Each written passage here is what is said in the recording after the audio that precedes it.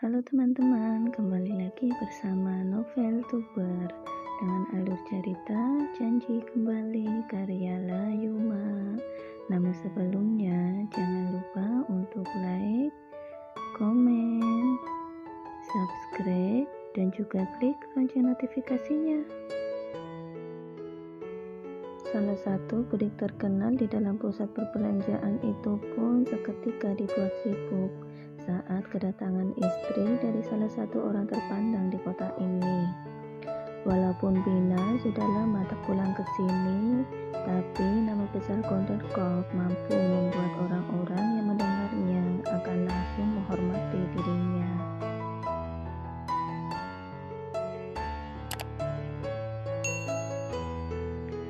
Para pramuniaga dibuat sibuk untuk melayani permintaan Bina.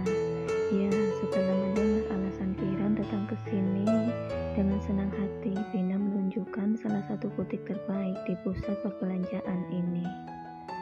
"Tolong ambilkan dress model terbaru ya," ucap Bina dengan santainya. Dan kini dirinya sedang duduk di sofa tunggu bersama dengan Andra, Kirani, dan Zahra. Menunggu para pramuniaga membawakan barang yang diinginkannya. "Silakan Nyonya, ini adalah koleksi eksklusif dari butik kami," ucap manajer butik itu sendiri. "Oke, terima kasih," saut Bina yang kini tengah berdiri di antara deretan dress dan memilih beberapa dress yang sesuai dipakai untuk sebuah perayaan. Kirani dan Zahra dibuat kagum saat melihat deretan dress mewah di depannya. Entah mimpi apa mereka semalam bisa mendapatkan kesempatan masuk ke dalam butik berkelas ini. Memang ya, manusia hanya bisa berencana dan Tuhanlah yang menentukan takdirnya. Karena rencana Kirani dan Zahra hanya akan datang ke butik yang biasa saja, tapi malah permainan takdir yang membawa mereka masuk ke sini. Kembali lagi pada Bina yang tengah sibuk memilih dan memilah barang di depan mereka. Seketika itu mereka juga dibuat heran karena semua dress itu bukan dicoba oleh dirinya, tapi malah Bina memberikan itu untuk dicoba oleh Kirani. "Kiki, dicoba dulu ya," ucap Bina menjulurkan beberapa dress lalu menyuruh Kirani untuk pergi ke ruang ganti. Kirani pun mematuhinya dan kini dia seolah menjadi seorang model karena Bina tengah memintanya untuk mencoba, memakai, dan berganti dress beberapa kali. Andra yang juga duduk di sana hanya bisa dibuat geleng kepala oleh kelakuan mamanya. Tapi jarang-jarang juga dia melihat penampilan lain dari Kirani selain mengenakan pakaian kerjanya. Tapi semakin kesini dia juga merasa kasihan kepada Kiran. Terlihat sekali raut terpaksa Kiran saat bolak-balik melakukannya karena tak bisa menolak permintaan Bina. "Cantik," selalu kata itu dan tatapan kagum Bina saat melihat Kirani yang selalu cocok memakai model dress apapun, walaupun belum ada aksesoris penunjang lainnya. "Jadi, Tante mau pilih yang mana?" ucap Kirani memberanikan diri, karena jujur dia ingin segera mengakhiri ini dan keluar dari butik ini, mencari dress untuk dirinya sendiri, tapi bukan di sini. Karena Kirani sempat melirik bandrol dari salah satu dress yang tadi dipakainya, dan itu setara dengan 3 bulan penghasilannya bekerja, dan Kirani masih waras untuk mencari dress yang sesuai kemampuan kantongnya saja. "Semuanya bagus buat kamu, jadi bayar semuanya aja sekalian deh," jawaban Bina sontak membuat Kirani dan Zahra melongo seketika. Kenapa tidak? Karena dress yang dicoba oleh Kiran kurang lebih ada 5 buah dan satu dress saja harganya di luar nalar untuk seorang Kiran. Memang benar dengan semboyan orang kaya mah bebas, dan kini Kirani tengah melihatnya sendiri. Namun seketika itu dirinya pun tersadar akan sesuatu. Tunggu, apa maksud tante pilihin ini semua buat aku?" seru Kiran tak sadar dengan suara melengkingnya. Dan Pina dengan santai pun mengangguknya. Tante, temenin kamu aja, katanya kamu mau beli dress kan? Hah? Kirani seakan sedang diterbangkan ke awan saat diminta mencoba beberapa dress bagus tadi. Dan kini Kirani seakan langsung dijatuhkan ke dalam dasar lautan saat mendengar alasan Pina mengajaknya ke sini. Tapi bukan di sini, aku mau beli dressnya tante. Batin Kirani meringis mengingat sudah 5 kali dirinya berganti dress. Apa mungkin harus dirinya beli juga semuanya? Oh iya, semua barang yang udah dicoba Kiki kalian kemas ya? Lanjut Vina karena Kirani yang malah terlihat berdiam diri. Enggak, timpal Kirani setengah sadar berseru karena mendengar ucapan Vina.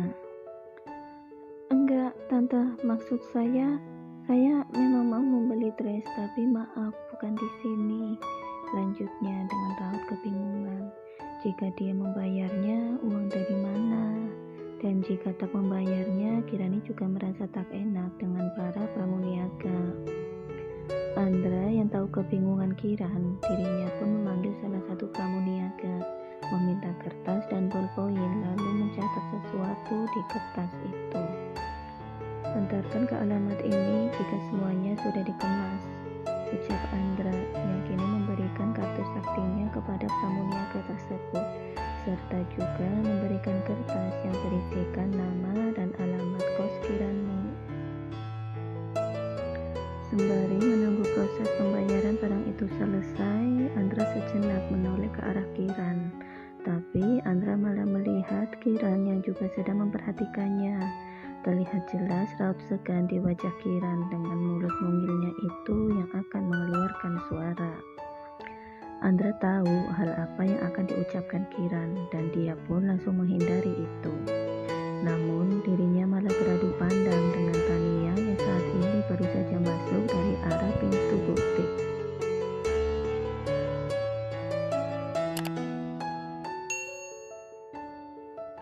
Tunggu, kenapa ada Tania di sini?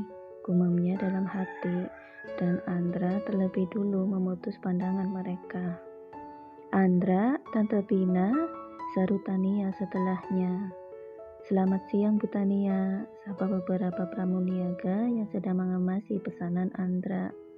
Siang, balas Tania. Tante Pina, apa kabar? Sapa Tania yang kini menghampurkan diri berpelukan seraya melepas kangen keduanya.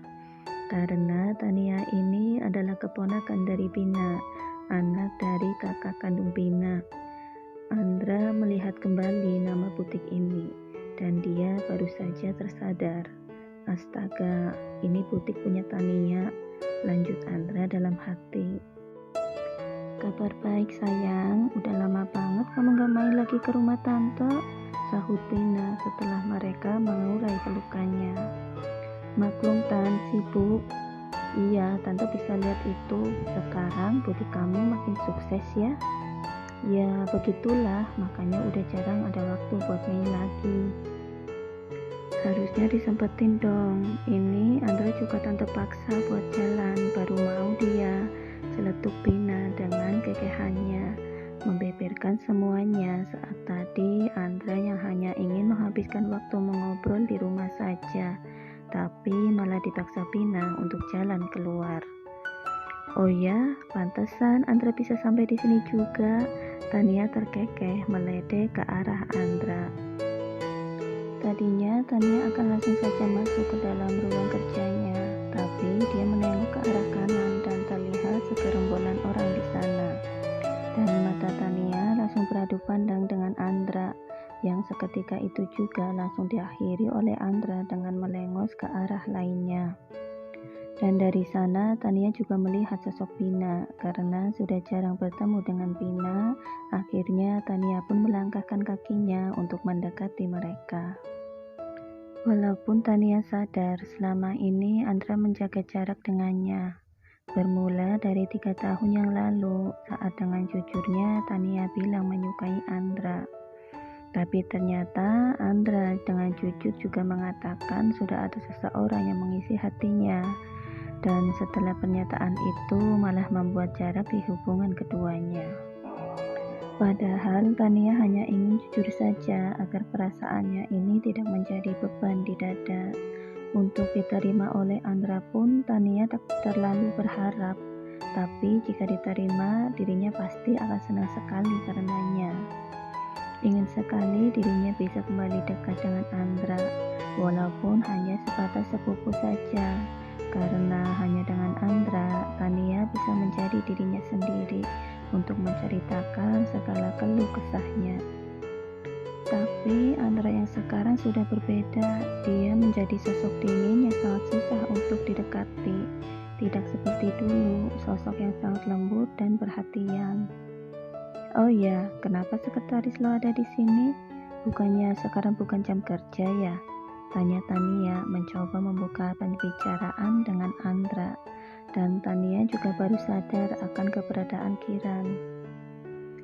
Kiran yang tadinya akan melayangkan protes ke Andra, dia malah dibuat terdiam seketika saat melihat keakraban Tania, Andra, dan Bina. Seketika itu dia sadar dirinya bukanlah siapa-siapa di sana. Tak ingin melihat terlalu lama keakraban mereka, Kirani pun menyenggolkan tangan ke lengan Zahra. Dengan kode matanya, dia mengatakan mengajak pulang sekarang. Dan Zahra yang paham pun menjawab dengan anggukan kepala. Permisi Tante, Pak Andra, dan Mbak Tania. Saya dan Zahra pamit terlebih dulu. Terima kasih juga untuk waktu dan semuanya. Pamit Kirani. Ayo saya antar. Timpal suara berat Andra dan langsung mendapat gelengan kepala dari Kirani. Enggak perlu Pak, saya sama Zahra tadi pakai motor ke sini, sahut Kiran sungkan saat sekilas dirinya melihat tatapan tak terbaca dari Tania. Ya udah, hati-hati ya Kiki, sampai jumpa lagi, ucap Bina dengan senyum lembut di wajahnya dan menengahi keras kepala keduanya. Andra pun hanya bisa menghela nafas berat melihat kepergian Kirani dari sana. Besok juga ketemu lagi Andra, nasihat Bina kepada anak sulungnya. Apa dia wanita yang kamu maksud itu? Tanya Tania yang memang masih berada di sana. Tanpa basa-basi lagi, Andra pun mengangguk membenarkannya. Oh ya, kirim juga beberapa pakaian dan sepatu kerja ke alamat Kiran ya, ucap Andra kepada Tania. Siap, semangat ya, semoga usaha lo sukses, gak kayak gue yang ditolak mentah-mentah terus dijauhin juga, sahut Tania yang sekaligus menyindir Andra. Andra yang sadar sindiran itu adalah untuknya, dirinya pun hanya bisa terkekeh dan berkata, sorry buat yang sebelumnya. Jadi ponakan tante ini pernah ditolak Andra juga, sela Bina yang menyimak obrolan keduanya. Dan Tania pun mengangguk dengan raut wajah dibuat sesedih mungkin. Jahat banget kamu ya sama ponakan mama, lanjut Bina melayangkan banyak tapukan di lengan Andra seolah sedang membela Tania. Kan Andra udah minta maaf ma, seru Andra agar Bina menghentikan tapukannya itu. Walaupun Andra tahu bahwa Tania dan Bina itu sedang drama, tapi tapukan Bina itu nyata dan terasa ngilu juga di lengan Andra.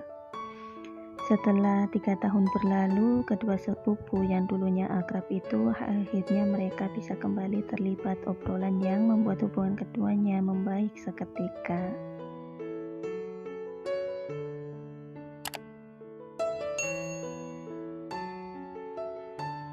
Terima kasih banyak teman-teman yang selalu setia mengikuti alur cerita